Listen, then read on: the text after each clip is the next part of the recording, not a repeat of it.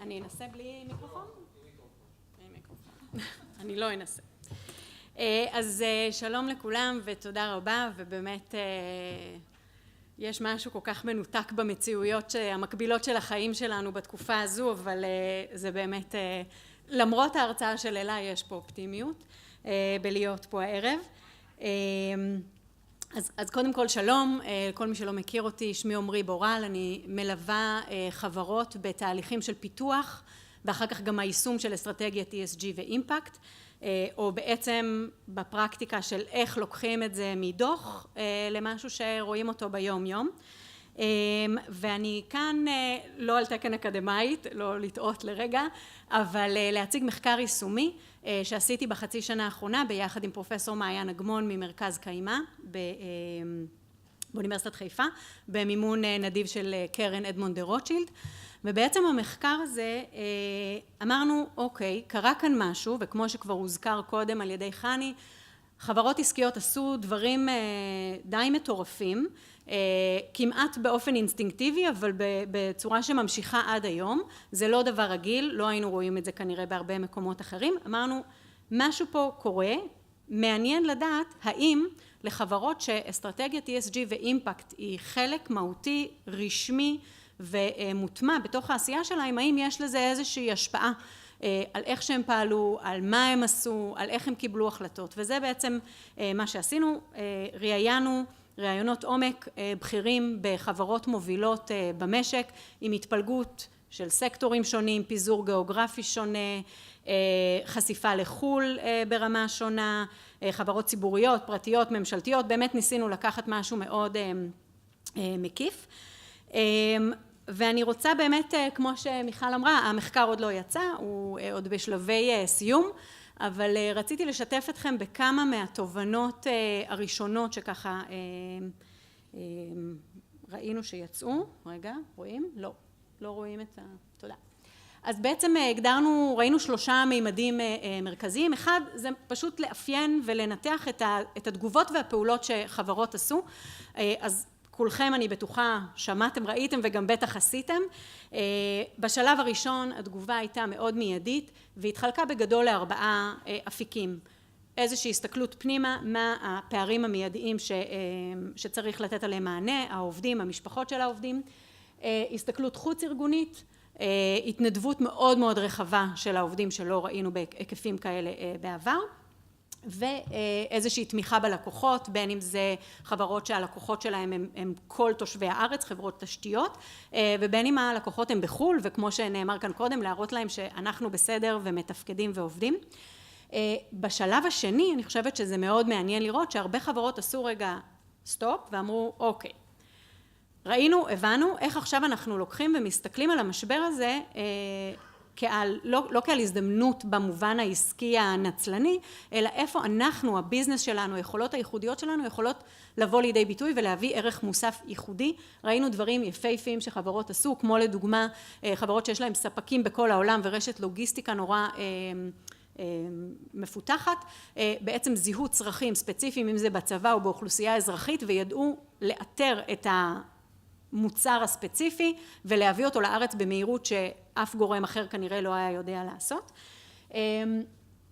דבר נוסף שראינו זה השאלה שעלתה אחרי משהו כמו חצי שנה, שאמרו אוקיי, בעצם קצת נתנו את הכל בחודשים הראשונים, ועכשיו כשצריך לחזור קצת לחיים, צריך לשמר את הרציפות העסקית, איך אנחנו יכולים בכל זאת לתמוך כשאין לנו כמעט משאבים. וזה ככה משהו שאנשים לקחו איתם הלאה בתור איזשהו לקח לחשוב איך בפעם הבאה אולי עושים את זה קצת אחרת. המימד הבא הוא מימד של תהליכי שינוי ארגוניים. בעצם ראינו ארגונים שלקחו ומינפו את הפלטפורמות האלה שהם פיתחו לפני או תוך כדי המלחמה למשהו יותר ארוך טווח. אחד הדברים זה באמת ארגונים שהטמיעו את התפיסה הזאת חוסן קהילתי וחוסן של האקוסיסטם מסביב הוא לא רק אחריות של הארגונים החברתיים או לא רק אחריות של הממשלה, אלא לנו בתור ארגון עסקי יש תפקיד דרמטי בעניין הזה והמשכי.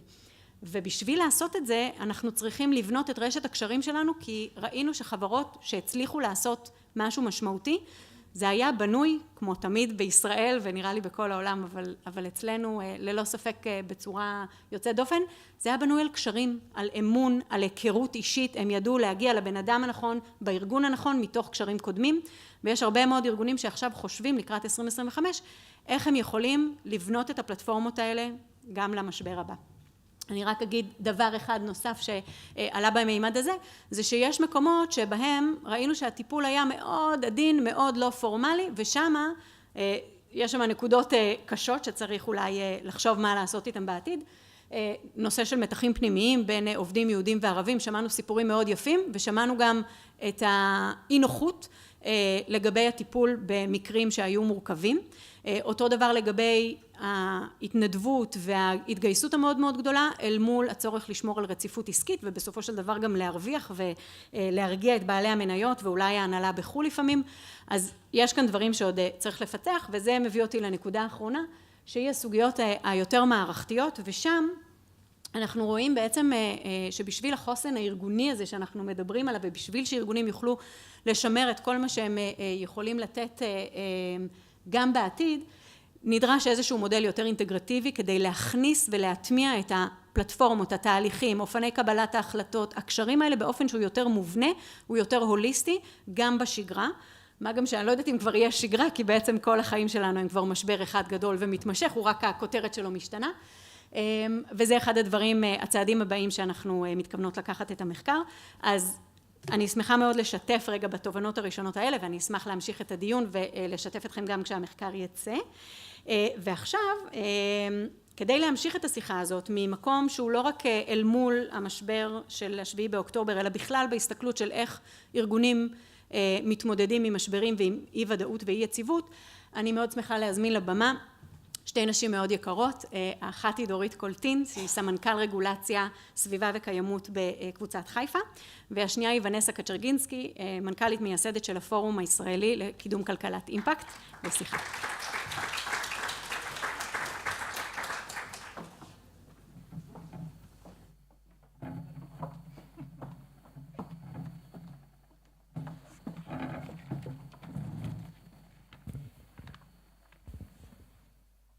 יופי, אז א', תודה רבה שאתן מצטרפות אלינו, ואני אגיד גילוי נאות בשם ההגינות, יש לי את הזכות לעבוד עם שתי הנשים האלה ביום יום בשוטף, אז אני גם יודעת מה הן הולכות להגיד, ואם הם ינסו משהו אני אעדכן אתכם. אז דורית, אנחנו נתחיל איתך, ואני אשמח שא', תציגי קצת את קבוצת חיפה, לאו דווקא כולם מכירים, ומעבר לזה גם תספרי לנו קצת באמת מה עומד בבסיס אסטרטגיית האימפקט של הקבוצה. טוב, אז שלום לכולם. אני אתחיל באמת להכיר למי שלא מכיר את קבוצת חיפה. קבוצת חיפה זאת חברה שקיימת משנות ה-60. זו חברה שהוקמה על בסיס רצון של הממשלה, מה שנקרא לטייב את המשאבים וליצור ערך מוסף למשאבים שהיו קיימים במדינת ישראל, למגזר החקלאי. הקבוצה הזאת היא ידועה בכל העולם בזכות האיכות שהיא תורמת, בזכות החלוציות שהיא מקדמת ובזכות הקיימות שהיא מקדמת. הקבוצה הזאת יש לה 19 חברות בנות ברחבי כל הגלובוס, אנחנו נמצאים בכל היבשות, אנחנו מוכרים למעל 100 מדינות, יש לנו 3 מפעלי ייצור, שהמפעל הגדול ביותר שלנו נמצא במדינת ישראל, בנגב, במישור רותם. קצת על אסטרטגיית האימפקט, והאמת שגם כבר אני אוסיף לך כדי לאתגר אותך, בעצם קצת לספר על מה אתם עשיתם במשבר עכשיו של 7 באוקטובר, סביב הנושא של ביטחון תזונתי שרצינו לדבר עליו. אז קודם כל צריך להבין את המשמעות של אסטרטגיית אימפקט אצלנו בחברה. אז אסטרטגיית האימפקט היא אחד משלושת מנועי הצמיחה של החברה. המנועים האחרים זה חדשנות ומה שאנחנו קוראים לזה compassion, לא מהמילה חמלה, אלא דווקא מהמקום של מצפן חברתי. ולכן, מתוך זה שזה אחד ממנועי הצמיחה, אנחנו מבינים את החשיבות של המקום של האימפקט בחברה. הראייה של האימפקט שלנו מדברת על זה שאנחנו מסתכלים על הדברים של אנחנו מנהלים את הדברים בדיוק מה שצריך. והיא מתבססת על 3 מרכיבים, מה שנקרא בסיסיים. אחד זה שכמובן המגדלים והגידולים עומדים אצלנו במרכז. השני זה כמובן חיסכון או התייעלות במשאבים. והשלישי זה אחריות לאורך כל שרשרת הערך. הנושא של הביטחון התזונתי פה, היו פה 2 הרצאות שמה שנקרא הרימו לי להנחתה. הביאו את המספרים והרימו לי להנחתה. אז אנחנו כולנו יודעים בעצם שאוכלוסיית העולם הולכת וגדלה, אבל גם רמת החיים הולכת וגדלה, כך שהצורך במזון הולך וגדל בצורה אקספוננציאלית.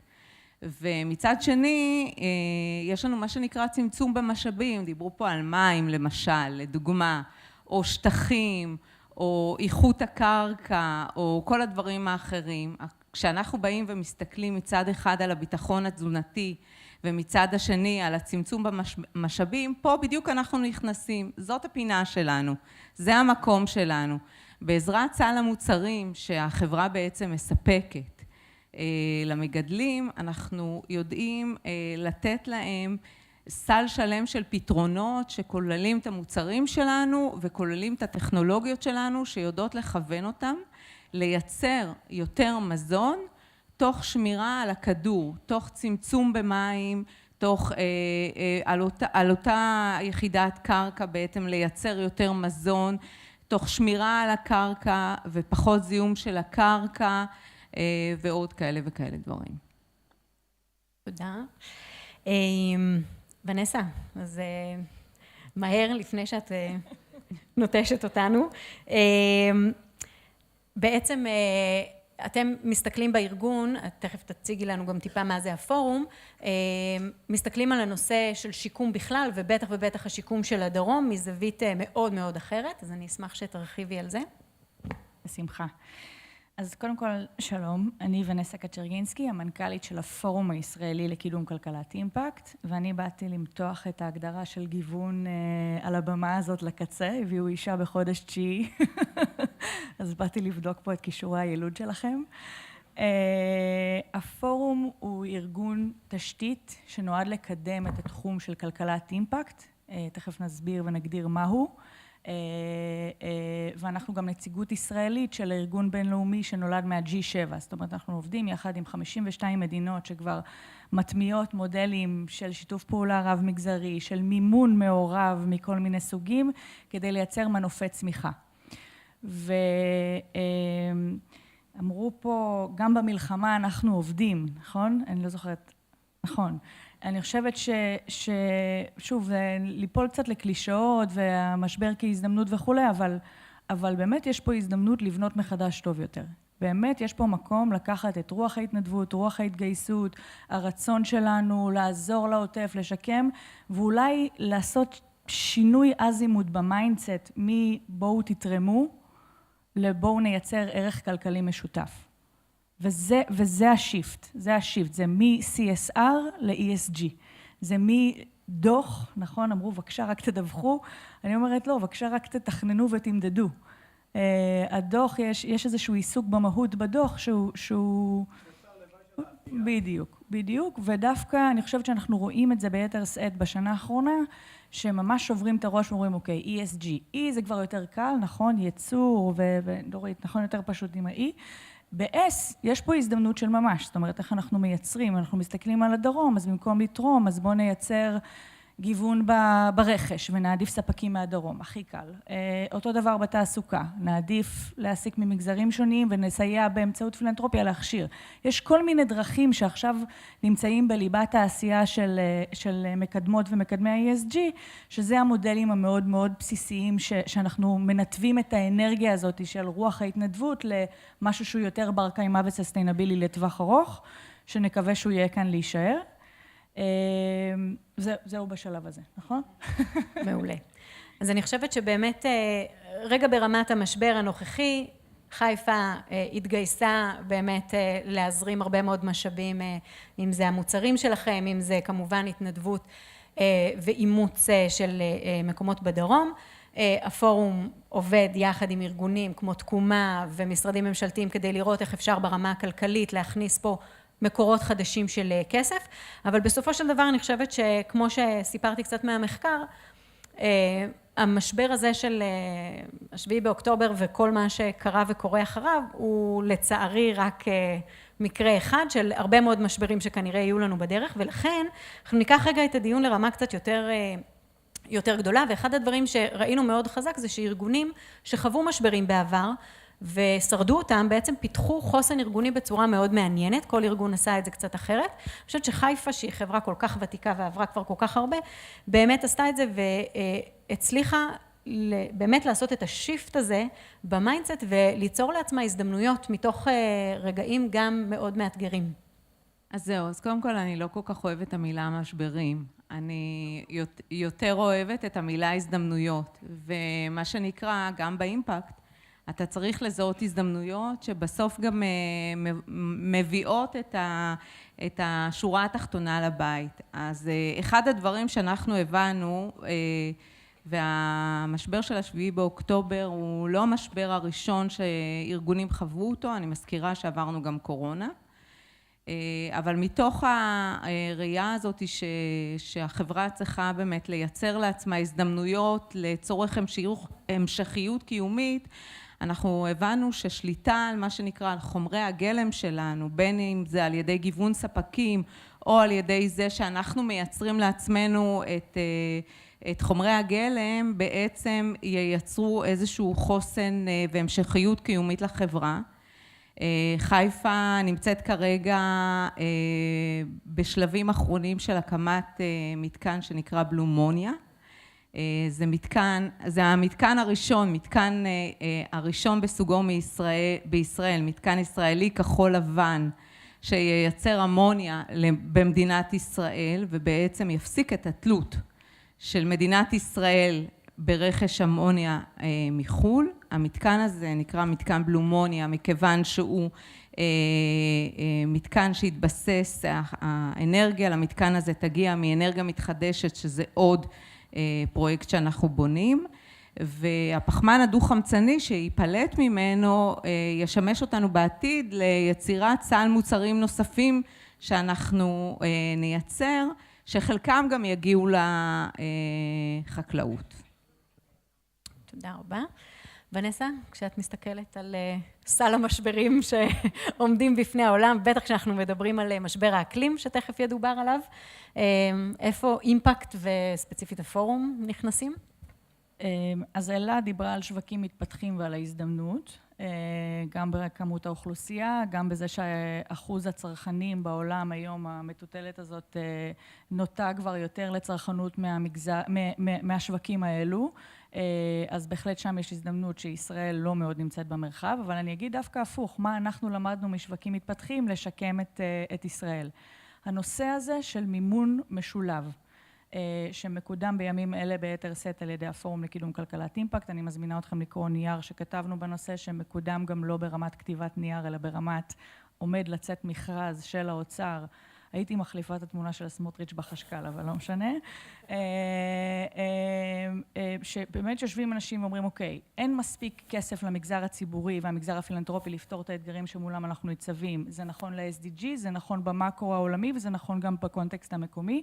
איך אנחנו מייצרים, איך אנחנו יוצאים מהקלישאה של שיתוף פעולה רב מגזרי, לממש איך אנחנו בונים vehicles פיננסיים, מכשירים פיננסיים שבונים שכבות שונות של מימון, באזורים כמו נדל"ן, כמו אנרגיה ירוקה, כמו הקמת מפעלים, זאת אומרת, זה כבר, וזה דברים שקורים ביתר שאת בעולם המתפתח, בשווקים כמו בריטניה, וזה גם באזורים יותר חלשים, אבל זאת אסטרטגיית הפיתוח שקיימת היום בשיח של פיתוח בינלאומי, שאנחנו למדות ומביאות לארץ.